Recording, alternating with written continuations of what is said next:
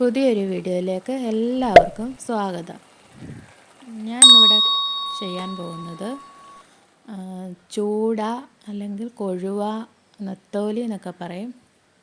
ഇത് എങ്ങനെയാണ് നമുക്ക് പീര പറ്റിക്കുന്നതെന്ന് നോക്കാം. ഇതിനായിട്ട് ഞാൻ കുറച്ച് തേങ്ങ എടുത്തിട്ടുണ്ട്. അതിലേക്ക് ശകലം മഞ്ഞൾപ്പൊടിയും 1/2 ടീസ്പൂൺ മുളക് പൊടിയും ഇട്ടിട്ടുണ്ട്. ശകലം ഇഞ്ചി കൂടെ ഇട്ട് കൊടുക്കാം.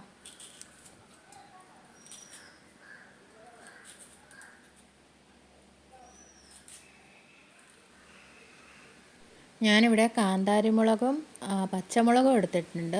ഇത് ഇവിടെ തന്നെ ഉണ്ടായ മുളകായതുകൊണ്ട് രണ്ടും ഒരുമിച്ചെടുത്തു. പിന്നെ കുറച്ച് കറിവേപ്പില എടുത്തിട്ടുണ്ട്. ഒരു കൈ ഉള്ളി എടുത്തിട്ടുണ്ട്. നമുക്ക് എല്ലാം കൂടെ ഒന്ന് ചതച്ച് കൊണ്ടുവരാം. ഇതേപോലെ ഒന്ന് ചതച്ചെടുത്താൽ മതി, ഒരുപാട് അരയണ്ട. ഇത് നമുക്ക് മീനിലേക്ക് ഇട്ട് മിക്സ് ചെയ്ത് കൊടുക്കാം. ഇതിനകത്ത് വെള്ളമൊന്നും ചേർക്കണ്ട.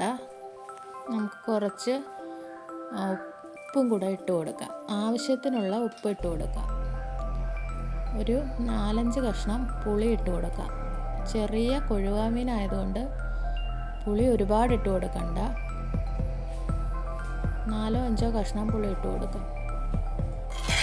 അതിന് ശേഷം നമുക്ക് നന്നായിട്ട് ഇതൊന്ന് മിക്സ് ചെയ്തെടുക്കാം. വെള്ളം ഒഴിക്കണ്ട. ചെറിയ മീനായതുകൊണ്ട് ആവിയിലിരുന്ന് തന്നെ ഇത് റെഡി ആയിക്കോളും. നമുക്ക് നന്നായിട്ടൊന്ന് മിക്സ് ചെയ്ത് കൊടുത്ത് അടച്ച് വെച്ച് ലോ ഫ്ലെയിമിലിട്ട് വേവിച്ചെടുക്കാം. മീനിൽ നിന്നും വെള്ളം ഇറങ്ങും. മീനിൽ നിന്നും നമ്മളിട്ട തേങ്ങയിൽ നിന്നും വെള്ളം ഇറങ്ങും. അതുകൊണ്ട് വെള്ളം ചേർത്ത് കൊടുക്കണ്ട. കണ്ടില്ലേ, ഇതുപോലെ നന്നായിട്ട് വറ്റിച്ചെടുക്കണം. നന്നായിട്ട് ഇത് വെന്തിട്ടുണ്ട്. നമുക്ക് അതിന് ശേഷം കുറച്ച് കറിവേപ്പിലയും കൂടെ ഇട്ട് കൊടുത്തിട്ട് ഫ്ലെയിം ഓഫ് ചെയ്യാം.